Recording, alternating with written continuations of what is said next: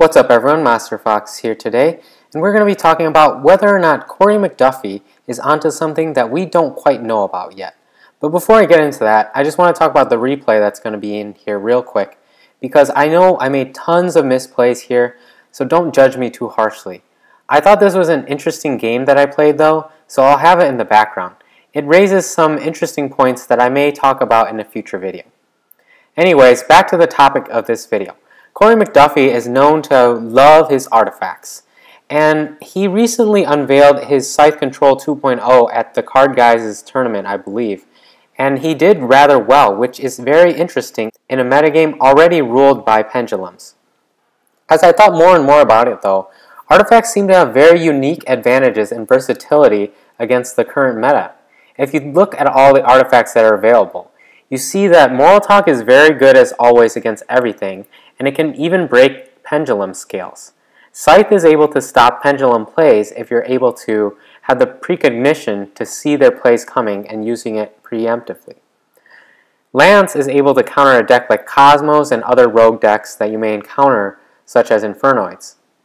And Ignition beats out pendulum scales. Sanctum, of course, punishes the willy-nilly use of cards like Dragon Pit Magician as well as blind MSTing, which has always been a thing as well. I play Tallarknights mostly, and what I found recently is when I set only 1 to 2 cards of usually pretty weak back row, I find myself getting blown out by Dragon Pit Magician. So artifacts could definitely counter this.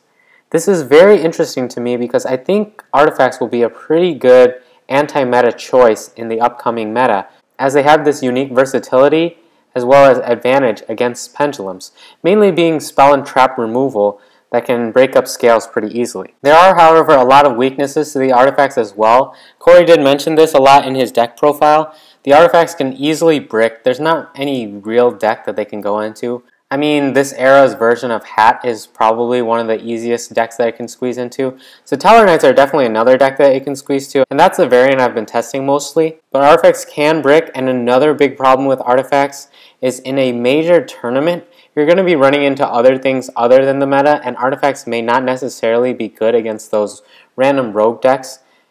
Additionally, Denko Sekka is a pretty big counter to the artifacts in general.